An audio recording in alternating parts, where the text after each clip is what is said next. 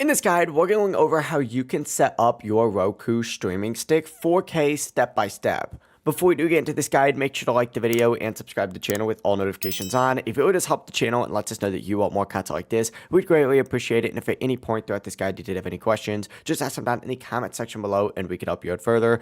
I'm going to be doing my best to reply to every single comment down there. But the first thing that you're going to want to do, and this might seem a little bit obvious, essentially just grab everything out of the box and grab specifically the Roku streaming stick. At the very bottom, you'll see a small little port. Take the included cable and just plug that into the stick and make sure you use the correct side since only one end is going to fit. If it doesn't fit, use the other side. From here, take the USB side of the cable and plug it into the power adapter that also came in the box. And you could plug it through your TV's USB port as well, but I recommend using a wall adapter for the most reliable power. From here, just plug that streaming stick into the HDMI port on your TV and plug it in, and then it's going to go ahead and immediately turn on. From here, grab your TV remote, and this can be different depending on what TV you're on, and just change the input to the HDMI port that you used. For example, if you used HDMI 1, change it to HDMI 1, and once the Roku setup screen appears, you're going to be ready to continue. From here, just flip over the remote and pull out the little battery tab if you haven't already. And then just press and hold down on the home button and the back button for about 5 seconds at the exact same time.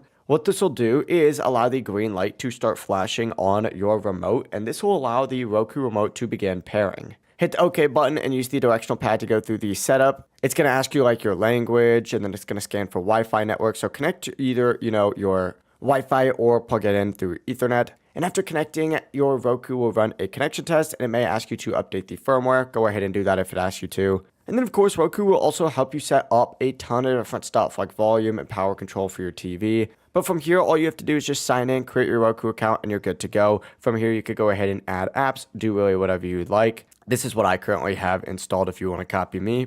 But if you guys did have any questions, just ask them down in the comment section below and we can help you out further. I'm going to be doing my best to reply to every single comment down there. Before you do leave this guide, make sure to like the video and subscribe to the channel with all notifications on. If it just helps out and lets us know that you want more content like this, we'd greatly appreciate it. Have a great rest of your day though. Peace.